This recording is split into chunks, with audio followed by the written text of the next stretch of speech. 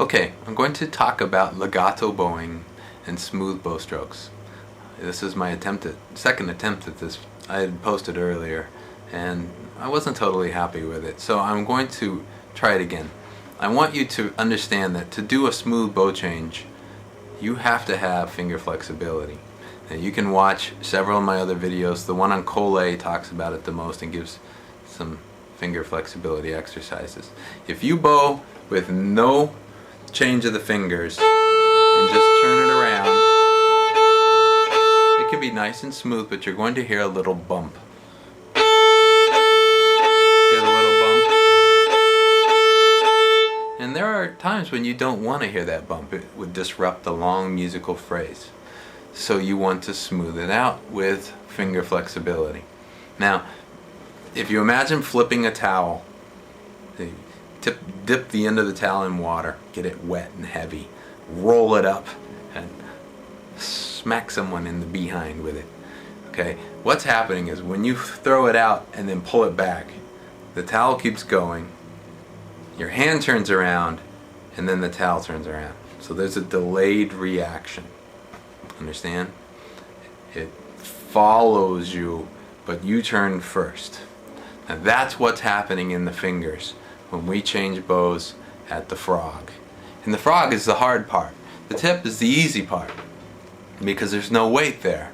If you have finger flexibility and can let your pinky curve up a little bit, and it's really more than just the pinky, but the pinky is the one I think about.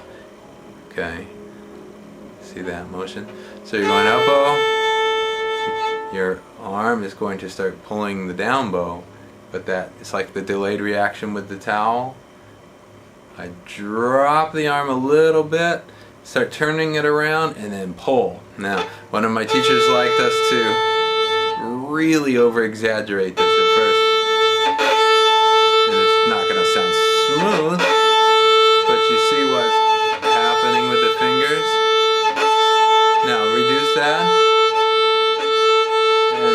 The one thing you don't want to get from this is a bump. And you can certainly get a bump if you drop your hand too rapidly. You'll cause the bow to shake. So it's a smoothness right there. If you can do that, you're in good shape. Now at the tip, I was taught the opposite motion. So remember the frog, I dropped the elbow a little bit and curved the pinky a little bit. So at the tip, I would raise the elbow ahead of the bow change, just a little bit. So you see that bow change starts in the elbow, and it releases the weight from the hand when you do that. So it's nice and smooth. It's kind of a big motion, and I know a really famous teacher that says just release the weight from the index finger and turn your bow around. So you don't come off, you just don't keep it in. Okay? So you're in, you release, it's like a speed bump. Your car doesn't come off the street when you hit a speed bump. It still touches, but it goes up, right? So that's what your first finger is doing. It's in, it's out, it's in. If you were squeezing a tennis ball just a little bit, it'd be a moment of relax. That's what your whole hand would do. So this would be release, turn. It's pretty easy.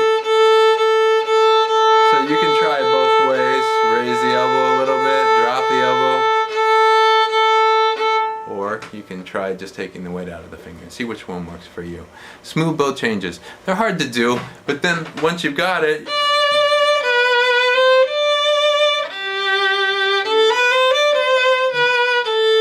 there's no bumps on your bow changes. Okay? Good luck.